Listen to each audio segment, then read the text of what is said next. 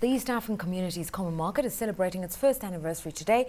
Joining us to evaluate the milestones, the successes, the challenges that still persist is David Nalo, the Trade Bloc's Permanent Secretary. Thanks so much for your time, Mr. Nalo. Welcome. How is Joburg? Joburg is a little bit chilly today. Now, it's 1 year since the launch of the Common Market. Just give us an evaluation. Has it worked really well? I would like to say certainly we have seen increase in exports to East African community growing by 38%.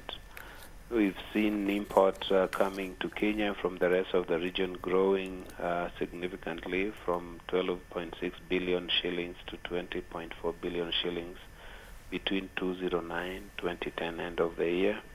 We are seeing growth in intra-EAC trade. So from the trade side, we see quite significant progress. On the free movement of persons, we are also witnessing immigration procedures have been harmonized. We are witnessing the removal of work permit fees by Kenya and Rwanda. We have witnessed the agreement on mutual recognition of academic qualifications, making it possible for organized professionals grouping to work across the border. We have witnessed the full liberalization of the capital market account since 2010. So in general, we are seeing progress in a number of fronts, and it is quite impressive. I think the consolidation is moving on.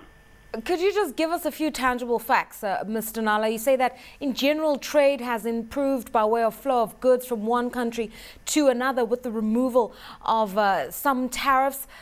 By how much has trade improved? In terms of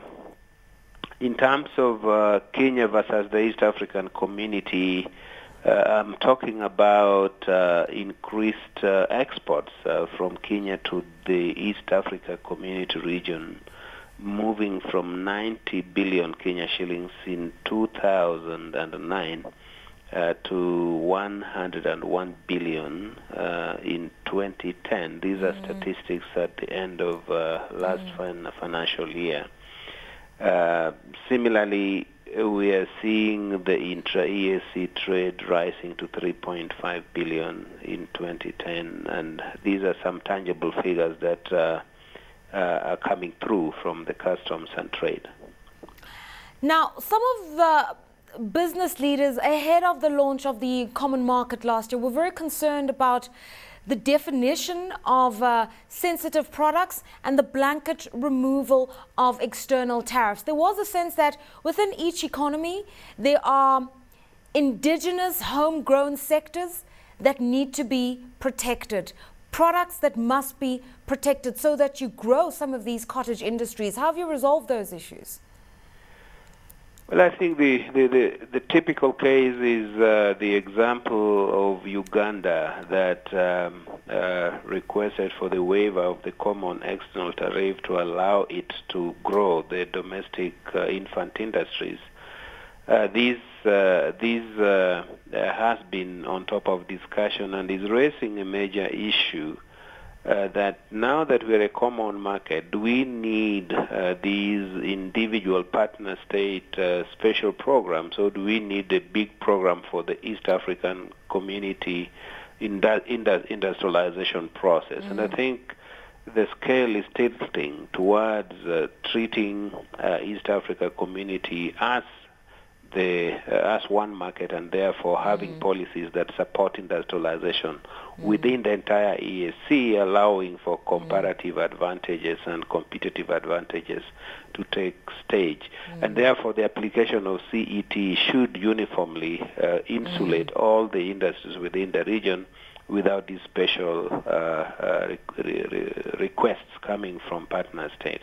And that is good, because at the end of the day, as a common market, you want to see industry growing together. There were also concerns, Mr. Nalo, about the general state of infrastructure amongst the member states, particularly road and rail infrastructure. the sense was that it would impede on the free flow of goods. I went to Kenya last December and I saw an incredible amount of investment in road infrastructure. There's a huge build project. Is it a similar picture across the region? Yes, fortunately, infrastructure is on top of the priority within the entire region. The budgets of the three partner states, which usually are read together in June, give disproportionate emphasis on infrastructure. So what you see in Kenya is what you see in Tanzania, is what you see in the rest of the region. So there is a program for road development, energy development, and the rest of infrastructure. The road sector seems to be leading the pack.